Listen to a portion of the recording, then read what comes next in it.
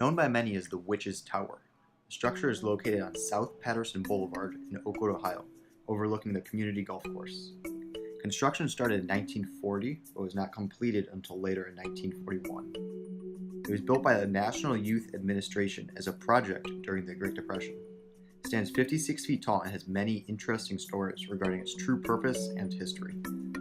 So there used to be this like small window about, I'd say maybe that wide, and you were able to just like, if you need someone to boost you up, then you just climb in. That's how you got in. But they boarded it up now, so it's all like concrete there. No, there wasn't anything inside. There's just, if you go to the top, there's just a big hole. It's like a 50-foot drop to the bottom and a spiral staircase leading up to the top. According to our sources, it was possible to scale a small portion of the tower and climb into the tower several years ago.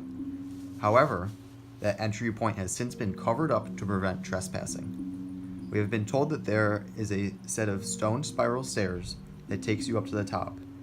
We have also heard that there is a hole in the floor at the top of the tower that is several meters deep and quite dangerous. I've heard that apparently someone like died there or something, like lightning or something. That's all I've heard. Nothing much, honestly. I know, well, it's blocked off now and was quite a dangerous place before when you could climb it and fall down the middle. I've heard of a couple of drug busts.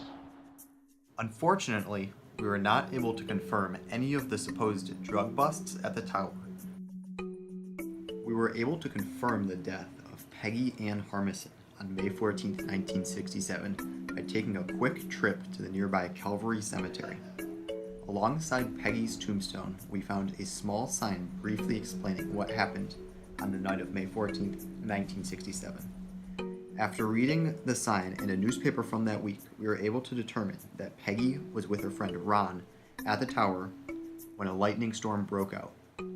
As they were heading down the stairs of the tower, Peggy in front, the structure was struck by lightning. Peggy died almost instantly, while her friend Ron managed to escape alive with several serious burns. Oh no, I know it's been around for a while. My mom would tell me stories about it when she was a kid, so it's definitely not new. I've heard a couple of things and like weird stories with deaths and injuries there, but I don't believe it.